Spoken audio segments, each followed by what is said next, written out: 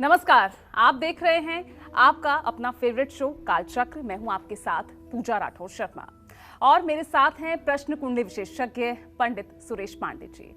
पंडित जी, बहुत बहुत स्वागत है आपका। धन्यवाद।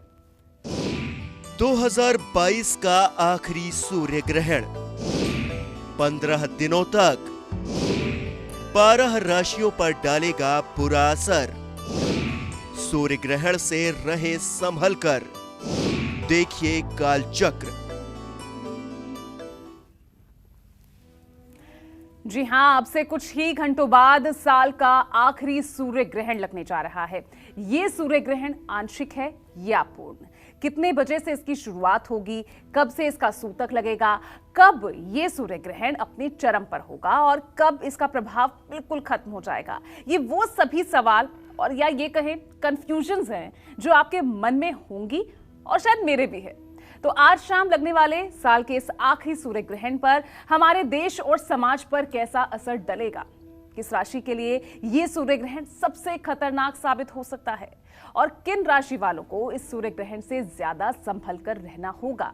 साथ ही सूर्य ग्रहण के दौरान और बाद में कौन से उपाय करके इसके बुरे प्रभावों से बचा जा सकता है, यही आज कालचक्र में पंडित सुरेश पांडे जी आपको बताएंगे। तो अगर आप भी सूर्य ग्रहण के बुरे साय से बचना चाहते हैं और पाना चाहते हैं सूर्य ग्रहण से जुड़ी हर छोटी बड़ी जानकारी, तो ध्यान से देखिएगा आज का हमारा ये स्पेशल शो। इसके अलावा देखिए, आपके भी अगर मन में कोई सवाल हैं, सीधा आप हमसे बात करना चाहते हैं, सवाल कर सकते हैं। फोन नंबर्स आपकी टीवी स्क्रीन पर फ्लैश हो रहे हैं। हमारा नंबर है 012066524111।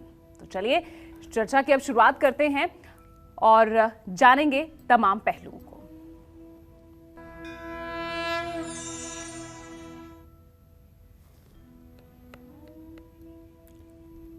पच्चीस अक्टूबर 2022 दिन मंगलवार।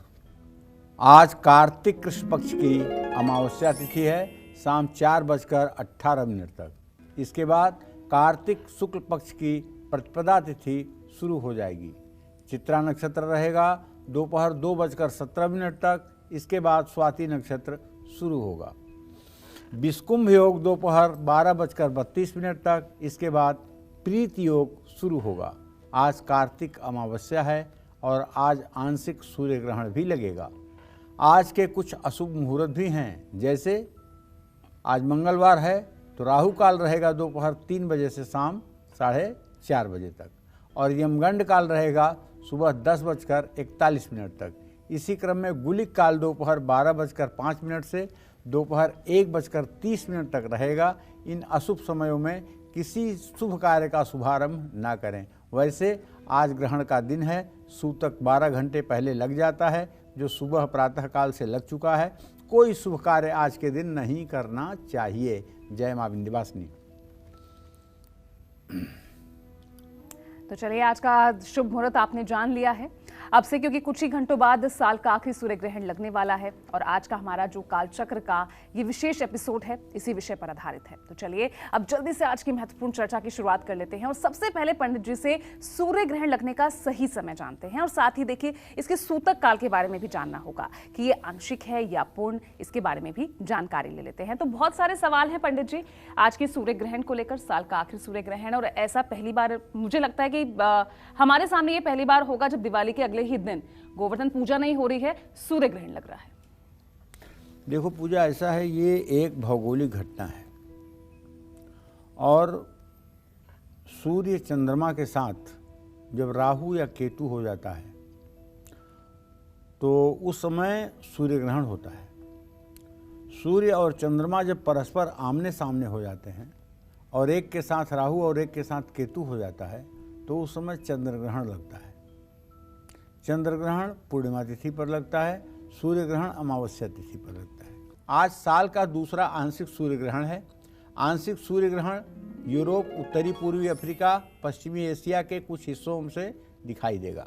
आंशिक सूर्य ग्रहण अफ्रीका के दक्षिणी पूर्वी हिस्सों में, पूर्वी एशिया, ऑस्ट्रेलिया, उत्तरी अमेरिका और दक्षिणी अमेरिका महाद्वीपों में दिखाई नहीं देगा।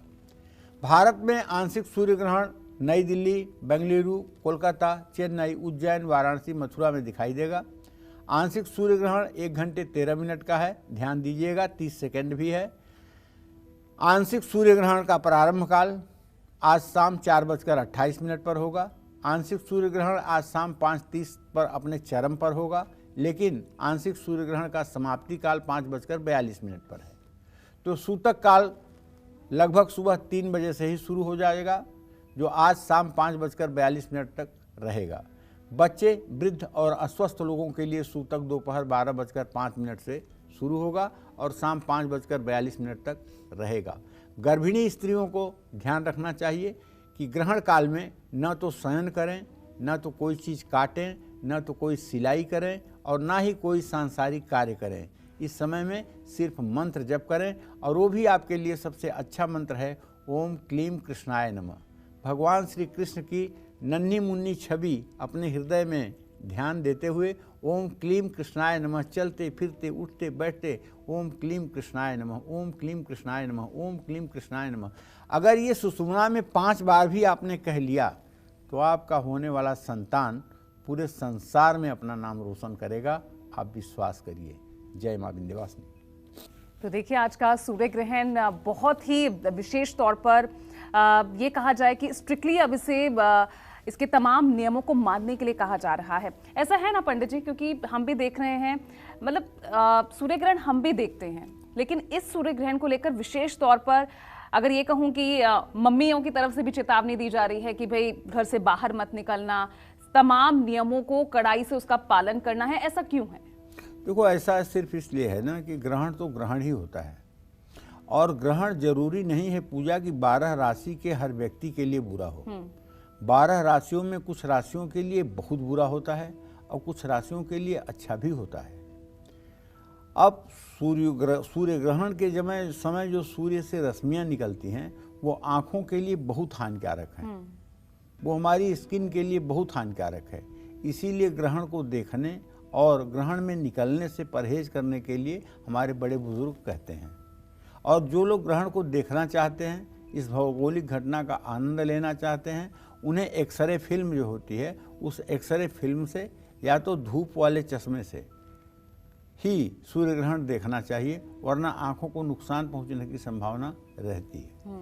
तो पंडित जी, दिवाली के अगले दिन पड़ने वाला ये सूर्य ग्रहण, जिस दिन देश भर में गोवर्धन पूजा होती है, क्योंकि इस सूर्य ग्रहण के चलते गोवर्धन पूजा को भी एक दिन डिले कर दिया गया है, तो क्या इसका कुछ असर आप किस तरह से देख रहे हैं? देखो, ऐसा नहीं है, गोवर्धन पूजा को एक दिन डिले नहीं किया गया है। इस बार अमावस्या जो है वो कल अमावस्या 6 बजे शुरू हुई थी, और कल 6 बजे जो अमावस्या शुरू हुई थी वो आज अमावस्या 5:28 तक शाम को है। तो जब तक अमावस्या है तब तक अन्नकूट और गोवर्धन पूजा कैसे होगी? अच्छा। परिवा तो शुरू नहीं हो रही है। परिवा और द्वितीया तो कल होगी, तो कल परिवा भी होगी, द्वितीया भी होगी, इसलिए कल अन्नकूट गोवर्धन पूजा भी होगी और भाई दूज भी होगी। तो ये कहना ठीक नहीं है कि दिवाली के बाद लगने वाला ग्रहण बहुत खराब होगा। ग्रहण तो सूर्य ग्रहण किसी भी उस अमावस्या पर लग सकता है जब सूर्य चंद्रमा के साथ केतु या राहु हो जाए, कभी भी लग सकता है। यह एक भौगोलिक घटना है, इससे बहुत ज़्यादा आश्चर्यचकित नहीं होना चाहिए, लेकिन भौगोलिक घटनाओं का भी हमारे जीवन पर असर होता है। इसलिए शास्त्रों में बताई गई बातों की और शास्त्रों में बताई गई मर्यादाओं का हमें पालन करना चाहिए। जय मां विंध्यवासिनी। यानी पंडित जी, अगर ये सूर्य ग्रहण नहीं भी पड़ता तो भी गोवर्धन पूजा जो है वो कल ही होती।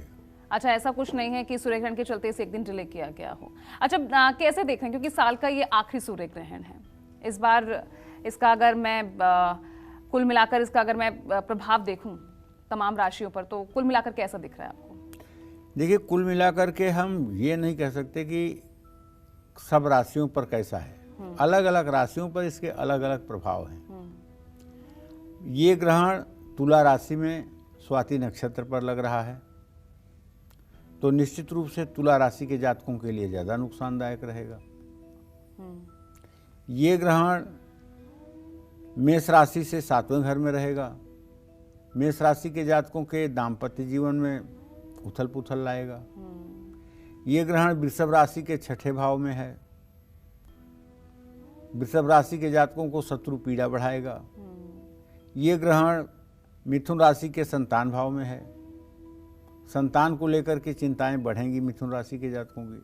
देखो, इस तरह से सारे राशियों के लिए एक जैसा क्रम नहीं है। मैं तो विस्तार से ही बताऊंगा ना कि अलग अलग राशि वालों को क्या क्या ये ग्रहण देने वाला है और इसके बुरे प्रभाव से आपको कैसे बचना चाहिए।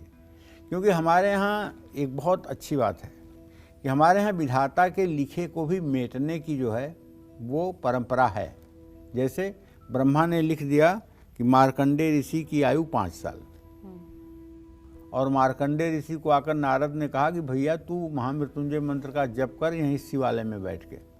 और शिवालय में बैठकर मार्कंडेय ऋषि जो है 5 वर्ष की अवस्था में महामृत्युंजय मंत्र जप करने लगे। यमदूत आए, पहले बाहर खड़े रहे, फिर मंदिर के अंदर प्रवेश किए। जब यमदूतों ने झपट्टा मारना चाहा, मार्कंडेय के हाथ को पकड़कर खींचना चाहा, तो मार्कंडेय यमदूतों को देखकर इतने भयभीत हो गए कि वो चिल्ला करके और पूरे शिवलिंग को ऐसे पकड़ लिए। और इसके बावजूद यमदूतों ने ढिठाई दिखाई और उनका हाथ पकड़ के जब खींचना चाहा, भगवान शिव प्रकट हो गए त्रिशूल लेकर। उसके बाद क्या कहूँ, उसके बाद किसी लोक में उन यमदूतों को रक्षा नहीं हुई। अंत में ब्रह्मा विष्णु ने आकर के भगवान शिव की आराधना की, उनका कोप शांत किया, और ये निर्णय हुआ कि भगवान शिव के जो साधक हैं उनकी उम्र मानव उम्र के हिसाब से नहीं होगी, उनकी उम्र भगवान शिव के उम्र के हिसाब से होती। भगवान शिव की उम्र कैसे होती है जानते हैं आप? नहीं। 100 साल मनुष्य का 100 साल भगवान शिव का एक दिन होता है। हमारा जो 100 साल होता है वो भगवान शिव का एक दिन होता है। अब इस हिसाब से उनको 5 साल उम्र चाहिए अपने भक्त को, मार्कंडेय को। तो आप सोचिए। तो ब्रह्मा और विष्णु दोनों ने कहा कि ये संभव नहीं है, लेकिन 10,000 वर्ष की आयु के बाद जब तक सृष्टि रहेगी तब तक मार्कंडेय का नाम जीवित रहेगा। और आज भी मार्कंडेय पुराण है, दुर्गा सप्तशती के रचयिता मार्कंडेय ऋषि हैं। मार्कंडेय ऋषि का नाम जन जन के जुबान पर और सनातन धर्मियों के जुबान पर बना हुआ है। तो अनिष्ट से अनिष्ट अगर होने वाला है तो उसके लिए भी हमारे शास्त्रों में उपाय है, और उन उपायों को करने से काफ़ी हद तक कष्टों में कमी आती है, इसमें कोई संदेह नहीं है। इसीलिए ग्रहण तो है हानिकारक, लेकिन डरने की क्या बात है। अगर उपाय है, अगर आप उपाय करेंगे, बादल चाहे जितना बरसें, लेकिन अगर छतरी मजबूत है तो आप बच जाएंगे। धूप चाहे जितनी तगड़ी हो, लेकिन अगर छतरी आपके सर पे है तो धूप से भी बच जाएंगे। जाड़ा चाहे जितना ज़्यादा हो, लेकिन अगर कपड़े गर्म हैं तो जाड़े का उतना असर नहीं पड़ेगा। तो कहने का मतलब ये है कि ग्रह स्थिति कुछ भी हो, लेकिन अगर आप उसका सटीक उपाय करते हैं तो राहत आपको मिलेगी। इससे पैनिक होने की बात नहीं है, इससे डरने की बात नहीं है। जय मां विंध्यवासिनी। बिल्कुल पंडित जी, मैं तो ये कहूँगी अगर समस्या है तो उसका निवारण भी है, उसके लिए उपाय भी हैं और वो आप बताएंगे भी। और मुझे लगता है कि अब तमाम जो राशि के जातक हैं वो इंतजार कर रहे होंगे अपनी राशियों के अनुसार जानना कि आज सूर्य ग्रहण उनकी राशि के लिए कैसा रहने वाला है। तो चलिए अब राशि अनुसार चर्चा की शुरुआत करते हैं और सबसे पहले बात कर लेते हैं मेष राशि के जातकों की।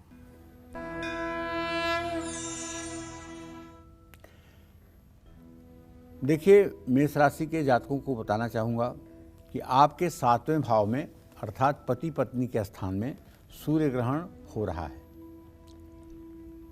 आपकी सेहत तो अच्छी रहेगी, लेकिन ग्रहण के प्रभाव के कारण आज आने वाले समय में कोई भी निवेश बहुत समझ सोच कर करिएगा। नौकरी पेशा या कारोबारियों के कार्य क्षेत्र में चुनौतियों का सामना करना पड़ सकता है। जीवन साथी के स्वास्थ्य को लेकर के सावधानी बरतिएगा। वाद विवाद से जितना हो सके अपने को दूर रखिएगा। वैवाहिक जीवन में आपके अपने पार्टनर से मतभेद भी हो सकते हैं, इसीलिए कह रहा हूं कि किसी तरह से पति पत्नी के बीच में कोई तनाव ना हो, इस बात का दोनों को ध्यान रखना चाहिए। नया निवेश सलाह लेकर के करिएगा, समझदारी पूर्वक करिएगा। 7वें भाव में सूर्य ग्रहण आपका तनाव बढ़ा सकता है, क्योंकि उसकी पूरी दृष्टि सूर्य चंद्रमा केतु की आपके राशि पर है। 15 दिनों तक ग्रहण का प्रभाव रहता है। ऐसे में 15 दिनों के अंदर गेहूं का दान रविवार को करिएगा ओम घृणी सूर्याय नमः।